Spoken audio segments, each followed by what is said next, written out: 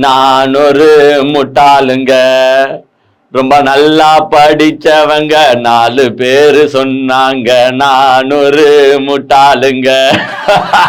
எங்க நான் முட்டாள் கிடையாதுங்க, அது பின்னாடி இருக்கிறாங்க பாருங்க, இவங்க மட்டும் முட்டாள் கிடையாது, இவங்க கட்சியில இருக்கிற எல்லாருமே முட்டாள் தான். அதாவது தொண்டன் முட்டாளா இருந்தா பரவாயில்ல, இங்க வந்து தொண்டனும் முட்டாளு, மேல இருக்கிற தலைவனும் முட்டாளு.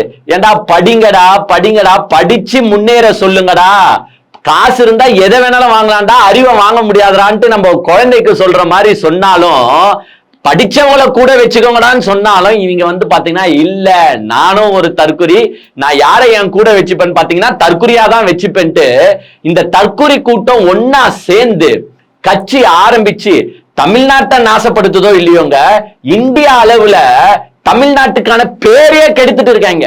ஒண்ணும் இல்லைங்க, ஒரு லெட்ரு, ஏங்க ஒரு பெரிய விஷயம்னா கூட பரவாயில்லைங்க, ஒரு லெட்ரு எழுதுறோம், அது யாருக்கு எழுதணும்னு தெரிஞ்சு எழுதணுமா இல்லையா? நான் தெரியாம கேட்கிறேன். ஒரு லெட்டர் வந்து பாத்தீங்கன்னா இப்ப இவருக்கு இந்த வைப்பிரிவு பாதுகாப்பு கொடுத்துருக்காங்களா உங்களுக்கே நல்லா தெரியும். இப்ப வந்து பாத்தீங்கன்னா இவர் எங்கன்னா பிரச்சாரத்துக்கு போனா ஒழுங்கா போலீஸும் ப்ரொடெக்ஷன் தர மாட்டான், இந்த வைப்பிரிவு பாதுகாப்பும் சரிவர இயங்க மாட்டுது அப்படின்ட்டு என்ன பண்றாருன்னு பாத்தீங்கன்னா உள்துறை அமைச்சருக்கு கடிதம் எழுதுறாரு. சரி, உள்துறை அமைச்சர் யாரு? அமித்ஷா, அவர் பேரை கரெக்டா போட்டுட்ட.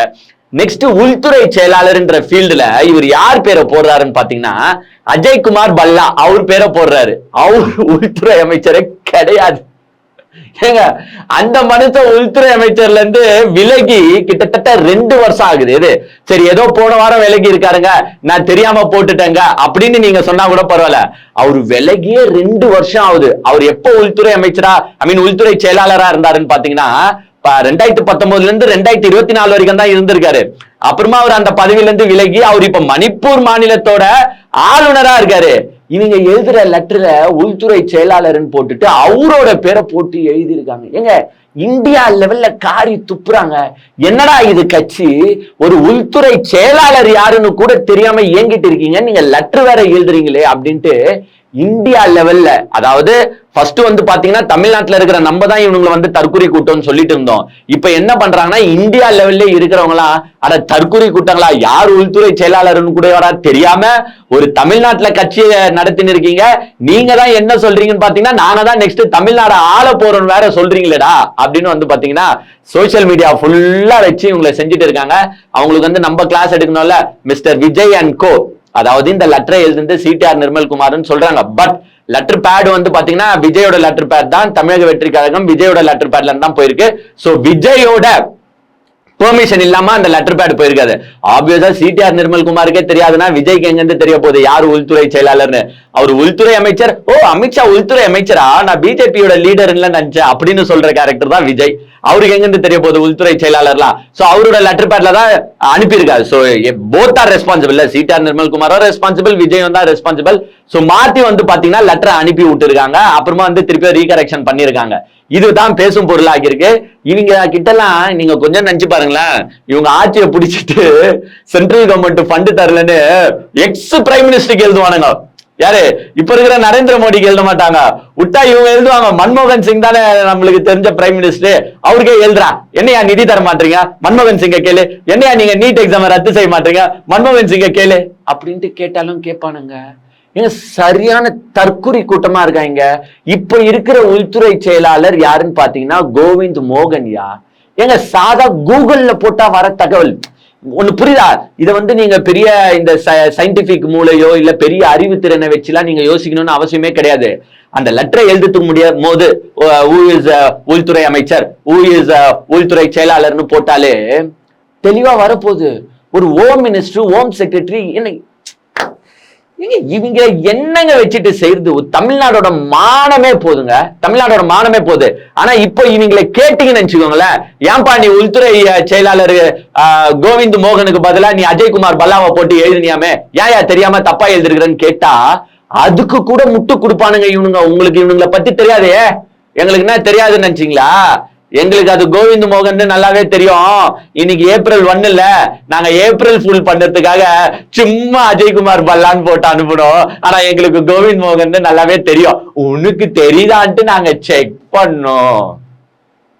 ஏங்க அப்படின்னு சொன்னாலும் அது மறுக்கத்தக்க முடியாது.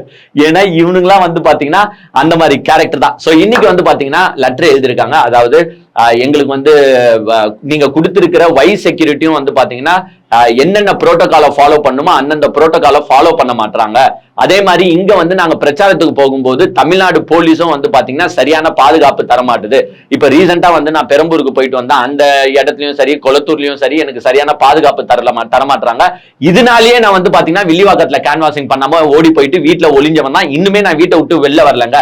நான் வீட்டை விட்டு வெளில வரதுக்கே எனக்கு பாதுகாப்பு இல்லாத சூழ்நிலையா இருக்கு அப்படின்னு வந்து பாத்தீங்கன்னா விஜய் வந்து ஒரு லெட்டர் எழுதியிருக்காரு. இவங்க 2 பேருக்கு சேர்த்து எழுதிருக்காரு. ஆக்சுவலா அதுல நிறைய மென்ஷன் பண்ணிருக்காங்க. உங்களுக்கு இந்த வைஸ் செக்யூரிட்டி பாதுகாப்பு என்ன, அந்த பாதுகாப்புல எது எது மிஸ்ஸிங் ஆகுது விஜய்க்கு அப்படின்னு வந்து பாத்தீங்கன்னா மென்ஷன் பண்ணி எழுதிருக்காங்க.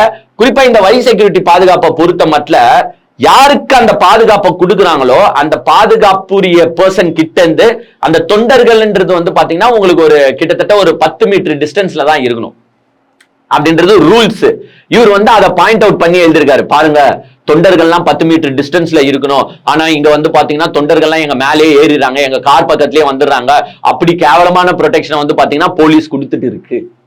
ஏங்க கொஞ்சம் நினைச்சு பாருங்க, தன் தொண்டனையே பக்கத்துல சேர்க்க மாட்டாரு விஜய். தொண்டனே என்கிட்ட விடாதீங்க, ஏன் என் தொண்டனை என்கிட்ட விடுறீங்க, எனக்கு தான் வைஸ் செக்யூரிட்டி கொடுத்துருக்காங்களே, நீங்க எப்படி என் தொண்டனை என் பக்கத்துல விடுவீங்கன்ட்டு யாரு கேள்வி கேட்கிறான்னா விஜய் கேள்வி கேட்கிறார். டேய் தொண்டர்களா கேட்டுக்கோங்க, இவரு போயிட்டு எனக்கு பிரச்சாரம் பண்றதுக்கு பர்மிஷன் கொடுங்க, மக்களை சந்திக்கிறதுக்கு எனக்கு வழியை ஏற்படுத்தி கொடுங்கன்னு இவர் கேட்டுருந்தா நானே பாராட்டுறேங்க. ஆனா இவர் என்ன கேட்கிறாருன்னா எனக்கு வைஸ் செக்யூரிட்டி பாதுகாப்புல வந்து பாத்தீங்கன்னா கொஞ்சம் ரிலாக்ஸேஷன் இருக்கு, ஏன் அப்படி ரிலாக்ஸா இருக்கிறாங்க, தொண்டர்களை ஏன் என் பக்கத்துல நெருங்க விடுறீங்க, 10 மீட்டர் டிஸ்டன்ஸ்ல தானே இருக்கணும், எப்படி என் கிட்ட விடுவீங்க, பாருங்க வைஸ் செக்யூரிட்டியே சரியில்லை. ஏங்க இது ஒரு தலைவனாங்க? எங்க முதலமைச்சருக்கு உச்சப்பட்ட செக்யூரிட்டி இருக்குங்க, மோடிக்கு உச்சகட்ட செக்யூரிட்டி இருக்குங்க. அவங்களே வந்து பாத்தீங்கன்னா தொண்டர்கள் இருந்தா பக்கத்துல போய் நிக்கிறாங்க, தொண்டர்களுக்கு கை கொடுக்குறாங்க. தொண்டர்களே சரி, அவன் என் கட்சிக்காரையா, என் நலம் விரும்பியா, என் தொண்டையா, எனக்கு ஓட்டு போறவன் உடியா கிட்ட உடியா அப்படின்ட்டு அரவணைக்கிறாங்க. ஆனா இந்த விஜய் இன்னுமே சினிமா மோகம், இன்னுமே வந்து பாத்தீங்கன்னா எனக்கு செக்யூரிட்டியை வந்து ரிலாக்ஸா இருக்குது, நீங்க கொஞ்சம் டைட்டன் பண்ணுங்க அப்படின்ட்டு வைஸ் செக்யூரிட்டி பாதுகாப்புக்கு போட்டிருக்காரு. இந்த சைடு வந்து பாத்தீங்கன்னா நீங்க வந்து போலீஸ் ப்ரொடெக்ஷனே எனக்கு சரியில்லை அப்படின்னு வந்து லெட்டர் எழுதி போட்டிருக்காரு. இந்த சைடு இன்னொரு சைடு நம்ம ஆதவ அர்ஜுனுக்கு என்னன்னா டெய்லி வந்து காலையில ஏஞ்சதுல இருந்து நைட்டு தூங்குறதுக்குன்ன ஒரு 500 முறையாச்சு திமுகன்னு எங்கன்னா சொல்லி ஆகணும். ஒண்ணு ரோட்ல கேன்வாசிங் பண்ணு போனா அங்க வந்து திமுகன்னு சாரா தூங்கின இருக்கிறவங்கள கூட எழுப்பி திமுகன்ட்டு போவாரு, திமுக தீய சக்தின்ட்டு போவாரு. இன்னைக்கு என்னடா பண்ணுறதுன்னு யோசிச்சாரு. ஐயோ காலைல கேன்வாசிங்ல போய் ஒரு 100 வாட்டி சொல்லிட்டோம், இப்ப என்னடா பண்ணுறதுன்ட்டு நம்ம சீஃப் எலக்டரல் ஆபீசர் இருக்காங்களா அர்ச்சனா பட்நாயக், அவங்கள பார்க்க போயிட்டு அங்க வந்து ஒரு பெட்டிஷனை கொடுத்துட்டு வெளியில வந்துட்டு திருப்பி பிரஸ் மீட்லயும் திமுகன்ட்டாரு. இன்னைக்கு வந்து அந்த சீஃப் எலக்டரல் ஆபீசரை பார்க்க போயிருக்காருல அர்ச்சனா பட்நாயக் மேடம் பார்த்துட்டு அங்க வந்து இன்னொரு கம்ப்ளைண்ட், இது மாதிரி பாருங்க தமிழ்நாடு போலீஸே எங்களுக்கு ப்ரொடெக்ஷன் தர மாட்டுது, நாங்க ஆல்ரெடி உங்களை வந்து சந்திச்சிருக்கோம், எங்க விஜய் சாரே வந்து பாத்தீங்கன்னா உங்ககிட்ட பெட்டிஷன் கொடுத்துருக்காரு, பட் அதற்கு அப்புறமாவும் வந்து பாத்தீங்கன்னா சரியா ப்ரொடெக்ஷன் தரல அப்படின்ட்டு இன்னைக்கும் வந்து பாத்தீங்கன்னா ஆதவ அர்ஜுனும் புஷி ஆனந்தும் போய் ஒரு லெட்டர் கொடுத்திருக்காங்க. ஆக்சுவலா நேத்தே வந்து பாத்தீங்கன்னா அர்ச்சனா பட்நாயக் அவர்கள் வந்து அந்த ஆர்ஓ கிட்ட, இந்த சென்னை மாநகரத்துக்கு ஆர்ஓ இருப்பார் பாத்தீங்களா, அவர்கிட்ட வந்து எதுக்கு விஜய் மேல வழக்கு போட்டீங்க, என்ன காரணத்திற்காக போட்டீங்க, அப்படி என்னெல்லாம் கண்டிஷன்ஸா அவங்க மீறி இருக்காங்க அப்படின்றதுக்கு ஒரு விளக்கம் கொடுங்க அப்படின்ட்டு வந்து பாத்தீங்கன்னா அர்ச்சனா பட்நாயக் மேமே கேட்டு இருந்தாங்க ஆர்ஓ கிட்ட. ஆரோ வந்து மிக தெளிவா வந்து ரிட்டர்ன் லெட்டரும் கொடுத்துட்டு ரிப்ளையும் பண்ணிட்டு இருப்பாரு, மேடம் இது பண்ண சொன்னோம், இதுக்கு தான் பெர்மிஷன் கொடுத்தோம், ஆனா இந்த தற்கொலை கூட்டம் வந்து அதான் பண்ணாம அதான் மீறி தான் பண்ணுது, இவங்க எல்லா கண்டிஷனையும் மீறுறத இவங்க வேலையா போச்சு மேடம் அப்படின்ட்டு ரிட்டர்ன் கொடுத்திருப்பாங்க. அதனால அவங்க இன்னும் ஆக்ஷன் எடுக்கல. ஏங்க அவங்க நினைச்சாங்கன்னா யார வேணாலும் எங்க வேணாலும் டிரான்ஸ்பர் பண்ணலாம், பட் அவங்க டிரான்ஸ்பர் பண்ணாம இருக்கிறாங்கன்னா அவங்களுக்கே நல்லா தெரியுது. ஏண்டா நீங்க வந்து கண்டிஷனை ஃபாலோ பண்ணலன்னா தேர்தல் நடத்துவாரு என்ன பண்ணுவாரு அப்படின்றது அவங்களுக்கும் தெரியல. சோ யாருமே டிரான்ஸ்பர் பண்ணல. அவங்க வந்து அந்த பெட்டிஷனை நேத்து இந்த கேஸ் போட்டாங்கல்ல, 5 கேஸ் போட்டாங்கல்ல, 5 கேஸ் இல்ல 5 செக்ஷன்ல கேஸ் போட்டாங்க. அந்த கேஸுக்கு அப்புறமா இவங்க லெட்டர் கொடுத்தா அவங்க எந்த ஆக்ஷனும் எடுக்கல. உடனே இன்னைக்கு கிளம்பி போயிட்டாப்ல, அண்ணன் கிளம்பி போயிட்டு மேடம் பாருங்க திருப்பியும் 7:30 கூட்டுறாங்க அப்படின்ட்டு திருப்பியும் வந்து பாத்தீங்கன்னா இன்னொரு பெட்டிஷனை கொடுத்துட்டு வெளியில வந்துட்டு அப்போ அந்த 500 வாட்டி திமுகன்னு சொல்லணும், காலைல 100 வாட்டி சொல்லியாச்சு, இன்னொரு 100 வாட்டி திமுக சொல்லணும்ட்டு இன்னைக்கு நின்று திருப்பியும் பாட்டில் கதை ஞாபகம் இருக்கா, அதாவது ஆளை செட் பண்ணி இந்த ஆதவ அர்ஜுனாவே பிளான் போட்டு பாட்டில் அடிச்சாருல, அந்த கதையை திருப்பி நின்று நாங்க ரோட்ல போக முடியல, எங்களுக்கு வந்து கேன்வாசிங் பண்ண விட மாட்டாங்க, திமுக வந்து சதி செயல் செய்து திமுக இவரை மதிக்குதான்னு பாத்தீங்கன்னா சத்தியமா கிடையாது. திமுக இவரை மதிக்கல. ஆனா இவர் ஒண்டி வார்த்தைக்கு வார்த்தை திமுக திமுக திமுகன்னு இன்னைக்கு சொல்லிட்டு வந்துட்டாரு. இப்ப 300 வாட்டி திமுக முடிஞ்சிச்சு. சாயங்காலம் எங்கன்னா மீட்டிங் நடக்கும், எங்கன்னா கூட்டம் போட்டிருப்பாங்க. அந்த கூட்டத்துல வந்து பாத்தீங்கன்னா போயிட்டு திமுக திமுகன்னு. ஏங்க நீங்க கொஞ்சோண்டு நோட் பண்ணி பாருங்களேன். இப்ப இவங்க எல்லா இடத்துலயும் இந்த பொதுக்கூட்டங்கள், சின்ன சின்ன தெருமுனை கூட்டங்கள் எல்லாம் போடுறாங்க. எதுனா தெருமுனை கூட்டத்துல விஜய் வந்து மகளிர் தினம் அப்போ மகளிருக்கான தேர்தல் அறிவிப்பை வெளியிட்டாரு. அந்த திட்டங்களை பத்தி எவனா பேசுறானா மேடையில பாருங்களேன், எவனும் பேச மாட்டான். சரி அதை விடுங்க.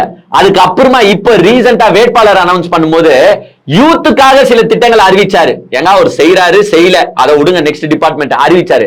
அதை பத்தி எவனா பேசுறானா எவனுமே பேச மாட்டான். எது தாவேக்காவை பத்தியோ, தாவேக்கா கொள்கை தலைவரை பத்தியோ, இல்ல தாவேக்கா இனிமேட்டு என்ன செய்ய போகுது, நாங்க இந்த தமிழ்நாட்டை என் கையில கொடுத்தீங்கன்னா நாங்க என்னென்ன செய்ய போறோம் அப்படின்றத பத்தி எவனா ஒருத்தன் எதுனா கூட்டத்துல பேசுறானா எவனுமே பேச மாட்டாங்க. நீங்க அவனுங்க கூட்டத்துல எடுத்து பாருங்களேன், எவனுமே பேச மாட்டான். பேசுறது ஃபுல்லா என்னன்னு பாத்தீங்கன்னா திமுக ஒரு தீய சக்தி, தமிழ்நாட்டுல பெண்களுக்கு பாதுகாப்பு இல்ல, திமுக அகற்றப்பட வேண்டும். இவ்வளவுதாங்க. இந்த 3 பாயிண்ட தான் 3 ஹவருக்கு பேசுவாங்க. ஏன் தெரியுமா அந்த 3 பாயிண்ட 3 ஹவர் பேசுறானுங்க? ஏன்னா இவனுங்க நடத்துற எந்த ஒரு கூட்டத்திலையும் ஆள் இல்ல. ஏங்க அவனுக்கு நடத்துற கூட்டத்தை பாத்தீங்கன்னா நீங்க டிவில பாக்குறீங்களா, இப்படி மட்டும் தான் காட்டுவாங்க. எது ஸ்டேஜ மட்டும் தான் காட்டுவாங்க. ஸ்டேஜுக்கு கீழே அப்படி திருப்பி கொஞ்சம் காட்ட சொல்லுங்களேன். வெறும் கேமராமேன்ஸ் மட்டும் தான் நின்றுட்டு இருப்பாங்க. அதாவது கிட்டத்தட்ட ஒரு 20-30 சேனல் இருக்கும். இவ்வளவு பெரிய ஸ்டாண்டிங் மைக்க வச்சுக்கின்னு 20-30 சேனல் இருக்கும். கீழே ஒரு 10-20 நிர்வாகி தான் உட்கார்ந்து இருப்பான். மற்றபடி அந்த கேமராமேனை தாண்டி பின்னாடி பாத்தீங்கன்னா ஒரு கூட்டம் இல்ல. ஏங்க எந்த ஊர்லயும் வில்லிவாக்கத்தை நேத்து நடத்தினாரே கூட்டம், அந்த கூட்டத்துல எங்கன்னா ஆடியன்ஸ் இருந்தாங்களான்னு கேளுங்களேன். ஏன்னா சுத்தமா கிரௌட் இல்ல. இந்த கிரௌடே இல்லாதனாலதான் இந்த ஆதவ அர்ஜுனுக்கு வந்து டென்ஷன் ஏறிடுது, பிரஷர் ஏறிடுது. ஐயோ என்னடா நம்ம வில்லிவாக்கத்துல ஜெயிச்சு நம்ம எம்எல்ஏ ஆயிடுவோம், சட்டசபையில போய் கலகலக்க போறோம்னு நினைச்சா நம்மள கலகலக்கிடுவாங்க போலியே அப்படின்ட்டு ஆதவ அர்ஜுனுக்கு வெறி. எங்க போட்டாலும் கிரௌட் வரல. எங்க இவங்க பொதுவாவே எப்படி கிரௌட கூட்டிட்டு இருந்தாங்கன்னு உங்களுக்கு நல்லாவே தெரியும். ஒண்ணு அரிசி மூட்டை தருவானுங்க, இல்லைன்னா பிரஷர் குக்கர் தருவானுங்க, இல்லைன்னா புடவை தந்துதான் கூட்டத்தை கூட்டிருந்தாங்க. இப்ப அதெல்லாம் தர முடியாது. தேர்தல் கோட் ஆஃப் கான்டக்ட் இருக்குல்ல, தர முடியாதுன்றனால கூட்டம் இல்ல. நேத்து வந்து பாத்தீங்கன்னா வில்லிவாக்கத்துல நடந்த இடத்துல பிரச்சார கூட்டத்துல சுத்தமா கூட்டம் இல்ல. அந்த பிரஷரை தாங்க முடியாம மனுஷன் என்ன பண்ணிட்டாருன்னா பொங்கி வஞ்சிட்டாரு. வெறியும் ஒரு 5-6 ரோ வண்டி தான் முன்னாடி ஃபுல்லா இருந்துச்சு, தவிர்த்து அந்த மிச்ச ரோடுலாம் குளத்தூர்ல இவர் நடத்துற மீட்டிங் தான் நம்ம எடுத்தே போட்டுமே, கூட்டமே இல்ல. சோ அந்த காண்டு மனுஷனுக்கு, அந்த காண்டை வச்சுதான் வந்து பாத்தீங்கன்னா நேத்து ஏதோ எதிர்ச்சியா எங்கிருந்தோ பாட்டில் வந்து ஊந்துச்சு, அதை எப்படி தனக்கு சாதகமா திருப்பினார் பாத்தீங்களா? எங்க இதுதாங்க கிரிமினல் மூளை. ஏன் எது நடந்தாலும் திமுகன்னு சொல்லுறதுல என்னங்க அர்த்தம்? ஏங்க மக்களே சலிப்பு தட்டிட்டாங்க. இப்போ இவன் இன்னாயா, இவனுக்கு இன்னாதாயா பிரச்சனை, எதுக்கு எடுத்தாலும் திமுக திமுக திமுகன்றான்னு மக்களே சலிப்பு தட்டி போயிட்டாங்க. ஐய இது குழந்தை போலையா, நாளைக்கு ஆட்சியை எடுத்து இவன் கிட்ட கொடுத்தாலும், எது விஜய் கிட்டே கொடுத்தாலும் எதுனா ஒண்ணு நடக்கலாம் கூட திமுக மேலதான் பழிய போடுவானுங்க. போலீஸ் வந்து அவங்க பேச்ச கேட்கலன்னு நினைச்சுக்கோ, திமுகவோட ஆபீசர்ஸ் தான் இன்னும் உள்ள இருக்கிறாங்க, அதனால எங்க பேச்ச கேட்க மாட்டாங்க, திமுகவோட கலெக்டர்ஸ் தான் இன்னும் உள்ள இருக்கிறாங்க, அதனால எங்க பேச்ச கேட்க மாட்டாங்கன்ட்டு திருப்பியும் திமுக மேலதான் பழிய போடுவானுங்க. அதுக்கு எதுக்கு இவங்களை செலக்ட் பண்ணணும் அப்படின்ட்டு மக்களே சோர்வடைஞ்சிட்டாங்க. சோ இன்னொரு 23 நாள் மக்களே, 21லயே ஸ்டாப் பண்ணிடுவாங்கன்னு நினைக்கிறேன். சோ இன்னும் 20 நாள் இந்த திமுக புராணத்தை தான் இவனுங்க எல்லா இடத்துலயும் பாடினே இருப்பானுங்க. சோ ஒன்னும் நம்ம செய்ய முடியாது. இன்னொரு 20 நாள் அட்ஜஸ்ட் பண்ணிட்டு தான் போனோம். சரி ஓகே, இன்னைக்கு வந்து லெட்டர் எழுதிட்டாங்க, அவ்வளவுதான். நாள்ல இருந்து எங்க அண்ணன் கீழே இறங்கி பிரச்சாரத்தை ஸ்டார்ட் பண்ண போறாரு. நாளைக்கு திருச்சி கிழக்கு கேட்டிருக்காப்ல பெர்மிஷன், நாமினேஷன் பண்ணிட்டு அப்படியே பிரச்சாரம் பண்றதுக்கு. நாளைக்கு என்ன ரணங்கலம் கொடூரமா போதோ நம்மளுக்கு தெரியல, நாளைக்கு பொறுத்துன்னு தான் பாக்கணும். இப்ப இவங்க பாண்டிச்சேரிக்கும் பெர்மிஷன் கேட்டாங்க. சரி, தமிழ்நாட்டுல தான் உங்களுக்கு வந்து திமுக அரசு துரோகம் செய்து, பாண்டிச்சேரி யார்கிட்ட இருக்கு? என்ஆர் காங்கிரஸ் பிஜேபி கிட்ட இருக்கு. நீங்க பாண்டிச்சேரிக்கு ஒரு நாள் பிரச்சாரம் போனீங்களா, அப்போ போயிட்டு ஐயோ what a lovely government Pondicherry, mister NR Congress நாராயணசாமியா நாராயணனோ என்னமோ, நீங்க என்னமா வேலை செய்றீங்க, என்ஆர் காங்கிரஸ் கவர்மெண்ட் சூப்பரா இருக்கு, பிஜேபி கவர்மெண்ட் சூப்பரா இருக்கு, ஐயோ போலீஸா செமையா ப்ரொடெக்ஷன் தரீங்க sir, super sir, Tamil Nadu police நீங்க கத்துக்கோங்க, பாண்டிச்சேரி கிட்ட இருந்து கத்துக்கோங்க எப்படி ப்ரொடெக்ஷன் குத்தாங்க. எப்படி குத்தாங்க? லட்டிய வச்சுக்கின்னு பொழந்தாங்க தொண்டர்களை. புஷி ஆனந்தல யோ பய அப்படிக்கா, எது லிட்டரலி அந்த பெண் எஸ்பி எப்படி சொன்னாங்கன்னா யோ பய அப்படிக்கா, சும்மா நீ எல்லாரையும் கூப்பிட்டு உள்ள விட்டுன்னு இருப்ப, எவனா செத்து போனா நாங்க என்ன செய்யறது பய அப்படிக்கன்னு புஷி ஆனந்த் அப்படியே பம்பி எப்படி பம்பிக்கிட்டு போனாரு. இப்படி குட் சர்டிபிகேட் கொடுத்தாருல பாண்டிச்சேரி கவர்மெண்ட்டுக்கு, பாண்டிச்சேரி அரசாங்கத்துக்கு. இப்போ எங்க அண்ணன் கிட்டத்தட்ட பாண்டிச்சேரியில எலெக்ஷன் வரப்போகுது, 9ஆம் தேதி எலெக்ஷன். அப்படின்னா 7ஆம் தேதியே ஸ்டாப் பண்ணிடுவாங்க. சோ 7ஆம் தேதிக்குள்ள பிரச்சாரம் பண்ணும். எங்க அண்ணன் கிட்டத்தட்ட 23 இடத்துல பெர்மிஷன் கேட்டிருக்காப்ல. எது அந்த பாண்டிச்சேரியில 23 இடத்துல பெர்மிஷன் கேட்டதுக்கு நோ நோ சாரி விஜய், நீ இங்க 23 இடத்துல எல்லாம் கேன்வாசிங் பண்ண முடியாது, உனக்கு 19 இடத்த நாங்க ரிஜெக்ட் பண்றோம், 4 பாயிண்ட் வேணா தரோம். எது இவரு சர்டிபிகேட் கொடுத்தாரு, 4 பாயிண்ட் தான் தருவோம், முடிஞ்சா பிரச்சாரம் பண்ணு அப்படின்னு பாத்தீங்கன்னா அங்க இருக்கிற தேர்தல் நடத்துறவங்க சொல்லிட்டாங்க. ஏன் இப்போ பொங்கு எப்படி நீங்க எனக்கு 4 இடம் தான் தருவீங்க, நான் 23 இடம் எல்லாம் கேட்டேன், என்ன என்ஆர் காங்கிரஸ் பயப்படுறீங்களா, என்ன பிஜேபி பயப்படுறீங்களா, நாங்க எங்க ரூலிங் பார்ட்டி ஆயிடுவோம் பாண்டிச்சேரியில அப்படின்னு பயப்படுறீங்கன்னா கேட்க வேண்டியதானே, போக வேண்டியதானே, சண்டை போட வேண்டியதானே. அங்க பாண்டிச்சேரியில போயிட்டு தமிழ்நாட்டுல ஒண்டி கூடா சகல கூடான்ற மாதிரி கூவின் இருக்குல்ல, வார்த்தைக்கு வார்த்தை திமுக நொற்றல்ல, போயிட்டு பாண்டிச்சேரியில நொட்ட வேண்டியதானே. ஐயோ நீங்க வேற, அங்க பிஜேபி இருக்குங்க, பிஜேபி அப்புறமா என்ன டர்ன்னு கிழிச்சிடாதா, நானே இங்க முஸ்லிம் ஓட்டையும் கிறிஸ்டின் ஓட்டையும் உடைக்கிறதுக்காக மட்டும்தான் இங்க எலெக்ஷன்ல நிக்கிறேன், வேற எதுக்கும் நான் நிக்கல அப்படின்றதுதான் உண்மை. சோ அங்க கேட்கிறாரான்னு பாத்தீங்கன்னா பேச்சு மூச்சு இல்ல. சரி அட்லீஸ்ட் ஒரு கம்ப்ளைண்ட் பண்ணலாம்ல, பாண்டிச்சேரியில பெர்மிஷன் தரல, ஒரு கம்ப்ளைண்ட் போயிட்டாங்க, இங்க போய் அர்ச்சனா பட்நாயக் மேம் சந்திக்கிறீங்களா, அது மாதிரி போயிட்டு அங்க தேர்தல் நடத்துறவங்களை போய் சந்திச்சு இவங்க பாருங்க எங்களுக்கு பெர்மிஷன் தர மாட்டாங்க கேட்க வேண்டியது தானே, கேட்கல. ஏன் பாண்டிச்சேரியை பத்தி கவலை இல்ல, எனக்கு தமிழ்நாட்டுல மைனாரிட்டிஸ் ஓட்ட உடைக்கணும், அதனால நான் இங்கதான் கத்தின்னு இருப்பேன், பாண்டிச்சேரியை பத்தி எனக்கு கவலை கிடையாது அப்படின்ட்டு அங்க ஒரு எதிர்ப்பு குரலை கூட எழுப்பாத ஒரு ஆளுதான் யாருன்னு பாத்தீங்கன்னா உங்க விஜய். ஏங்க நான் ஏன் வார்த்தைக்கு வார்த்தை இவர் மைனாரிட்டிஸ் ஓட்ட உடைக்கிறதுக்காக தான் களம் காண்கிறார் அப்படின்னு சொல்றேன்னா, உண்மையான நோக்கமே பாத்தீங்கன்னா அதுதான். ஏங்க இது வரைக்கும் வாழ்க்கை வரலாற்றுல விஜய் எங்கன்னா தன்னை ஜோசப் விஜய்னு சொல்லியிருக்காரா, நீங்க சொல்லுங்க, கொஞ்சோண்டு சொல்லுங்க. ஏன் இன்னைக்கு பாத்தீங்கன்னா உள்துறை அமைச்சருக்கு லெட்டர் எழுதுனாங்க பாத்தீங்களா, அதுல கூட விஜய்னு மட்டும்தான் இருக்கு, எந்த ஒரு இடத்துலயுமே ஜோசப் விஜய்னு கிடையாது. தன்னை ஜோசப் அதாவது கிறிஸ்டியன் அவர் எங்குமே அடையாளப்படுத்திக்கல, ஆனா ஒரே இடத்துல பண்ணாரு. எங்க பண்ணாருன்னா வேட்பாளரா தன்னை அறிவிச்சார் பாருங்க, அந்த இடத்துல மட்டும் சி ஜோசப் விஜய் அப்படின்னு அடையாளப்படுத்தினார். ஏன்னா எஸ் நான் ஒரு கிறிஸ்டியன் அப்படின்னு தன்னை முன்னிறுத்துறாரு. அப்பதான் கிறிஸ்துவர்கள்லாம் எனக்கு ஓட்டு போடுவாங்க, அப்பதான் டிஎம்கேக்கு ஓட்டு போட மாட்டாங்க, நான் மைனாரிட்டிஸ் ஓட்ட உடைப்பேன் அப்படின்ற ஒரே காரணத்துக்காக தான். ஏங்க இவர் ஆக்சுவலாவே ஒரிஜினல் கிறிஸ்டியன் கிடையாது. ஏங்க ஒரிஜினல் கிறிஸ்டியன்னா கிறிஸ்டியனுக்கு ஒண்ணுன்னா அப்படியே கஷ்டப்படணும், அதை எதிர்த்து குரல் கொடுக்கணும். கிறிஸ்துமஸ் அன்னைக்குங்க போட்டு உடைச்சாங்க கிறிஸ்துமஸ் பொருளை, எதுனா ஒரு வார்த்தை குரல் கொடுத்தியா? சரி நான் கிறிஸ்டியன் மட்டும் கிடையாது, நான் இந்துக்களுக்கும் குரல் கொடுப்பேன், நான் முஸ்லிம்க்கும் குரல் கொடுப்பேன்னா திருப்பரங்குன்றத்துல எவ்வளவு பெரிய இஷ்யூங்க.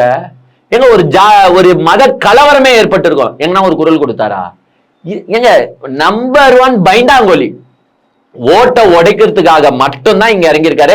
அதனால பாண்டிச்சேரியில பாத்தீங்கன்னா உனக்கு பெர்மிஷன் இல்லைன்னு சொன்ன உடனே மனுஷன் எங்க போறாருன்னா ஆன்லைன் மோடுக்கு போறாரு. புரியுதா உங்களுக்கு?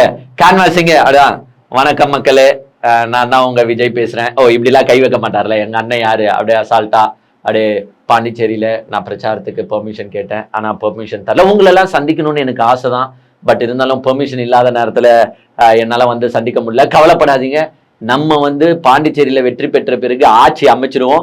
ஆட்சி அமைச்ச பிறகு உங்க ஒவ்வொரு வீட்டுக்கும் நான் வர விஜய், சோ மறக்காம வாக்கு போடுங்க விசில் சின்னத்துக்கு அப்படின்னு கேட்பாரு. இந்த ஆன்லைன் ப்ரொமோஷனா பண்ணுறதுக்கு தான் இவரு லாக்கி. ஏன் பாண்டிச்சேரியில போய் சண்டை செஞ்சு எனக்கு பர்மிஷனுக்கு கொடுங்க அப்படின்னு சண்டை செய்யலாம்ல, அதெல்லாம் செய்ய மாட்டாரு. சோ ஒன்னும் கிடையாது. இன்னைக்கு பாத்தீங்கன்னா 2 லெட்டர் எழுதிருக்காரு. அந்த பெரம்பூர் குளத்தூரோட தன்னுடைய சுற்றுப்பயணத்தை அப்படியே மூட்டை கட்டி போட்டாச்சு. இப்ப அவள் தான் திருச்சி கிழக்கு போயிடுவாரு. திருச்சி கிழக்கு நாளைக்கு போய் நாமினேஷன் பண்ணிட்டு திருச்சி கிழக்கு நாளைக்கு போனார்னா அங்க பக்கத்துல இருக்கிற ஒரு 2-3 தொகுதியை கேன்வாசிங் பண்ணலாம். கேன்வாசிங் பண்ணுவாரா, இல்ல ஓவரா வெயில் அடிக்குது சாமி அப்படின்ட்டு வீட்டுக்கு போயிடுவாரா, இல்ல நான் IPL பார்க்கணும் அப்படின்ட்டு சாயங்காலம் வீட்டுக்கு போயிடுவாரா, என்ன ஏதுன்னு நம்மளுக்கு தெரியாது. சோ இது எல்லாத்தையும் பொறுத்து தான் பார்க்க வேண்டும்.